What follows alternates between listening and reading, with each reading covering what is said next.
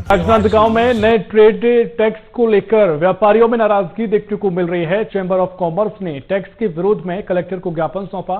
Chamber के अध्यक्ष कमलेश वेद ने कहा कि व्यापारी पहले से ही निगम और सरकार को कई प्रकार के टैक्स देते हैं। अब सड़क की चौड़ाई के आधार पर नया ट्रेड टैक्स लगाना अनुचित है।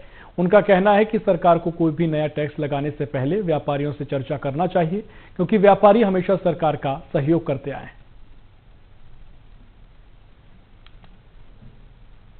50-60 व्यापारी सभी वर्ग के कलेक्टर महोदय को ज्ञापन देने गए थे। सरकार ने भी एक ट्रेड लाइसेंस जारी किया अनिवार्य रूप से, जिसको क्षेत्रफल के आधार पे नापा गया कि जैसे मान लो दो क्राइटेरिया है कि 7.5 मीटर चौड़ी रोड या 7.5 मीटर से कम चौड़ी रोड, दो क्राइटेरिया, उसमें दुकान का क्षेत्रफल नापा जाएगा। जैसे मान लो आपकी दुकान ज्वेलरी शॉप है, 500-700 फीट है तो किराया 700 ही है, और फर्नीचर शॉप है, बड़ा गोदाम है, 10,000 फीट है। अरे ऑलरेडी व्यापारी ऐसी 4-4, 5-5 टैक्स निगम को दे रहा है। व्यापार में मंदी भी है, ऑनलाइन व्यापार अलग खा गया है, तो व्यापारी आहत एकदम। और मेरा ये आग्रह सरकार से है कि मान लो कोई नियम नीति आती है, व्यापारियों को संज्ञान में लाना चाहिए, व्यापारियों में बैठक तो होनी चाहिए, व्यापारी क्या चाहता है क्या नहीं चाहता है। व्यापारी व्यापार से पहले ही पीड़ित चल रहा है, तो मैं सरकार से यही मांग करेंगे हम लोग कि इसमें विचार हो सके तो कर ले। हमने कलेक्टर महोदय को आग्रह किया कि सर इसको उचित स्थान पर रखा जाए, तो उन्होंने आश्वासन भी दिया है कि हमारी बात को आज ही उचित स्थान पर ले जाएंगे और हर संभव प्रयास करेंगे कुछ अमेंडमेंट हो सके तो।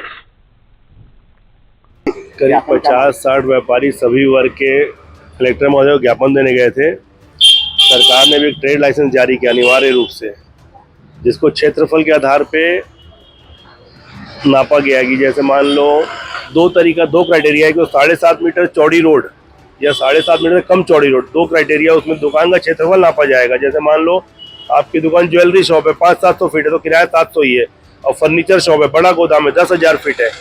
अरे ऑलरेडी व्यापारी ऐसी 4-4, 5-5 टैक्स निगम को दे रहा है।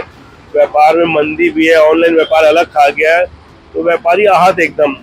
और मेरा ये आग्रह सरकार से है कि मान लो कोई नियम नीति आती है, व्यापारियों को संज्ञान में लाना चाहिए, व्यापारियों में बैठक तो होनी चाहिए, व्यापारी क्या चाहता है क्या नहीं चाहता है। व्यापारी व्यापार से पहले ही पीड़ित चल रहा है, तो मैं सरकार से यही मांग करेंगे हम लोग कि इसमें विचार हो सके तो कर ले। हमने कलेक्टर महोदय को आग्रह किया कि सर इसको उचित स्थान पर रखा जाए, तो उन्होंने आश्वासन भी दिया है कि हमारी बात को आज ही उचित स्थान पर ले जाएंगे और हर संभव प्रयास करेंगे कुछ अमेंडमेंट हो सके तो। कमलेश वेद, अध्यक्ष चैंबर ऑफ कॉमर्स राजनांदगांव जी। आज व्यापारी पूरा ज्ञापन दिए कलेक्टर को, क्या आज चैंबर ऑफ कॉमर्स सभी व्यापारियों को साथ में लेकर जिलाधीश महोदय के पास ज्ञापन लेके गया था।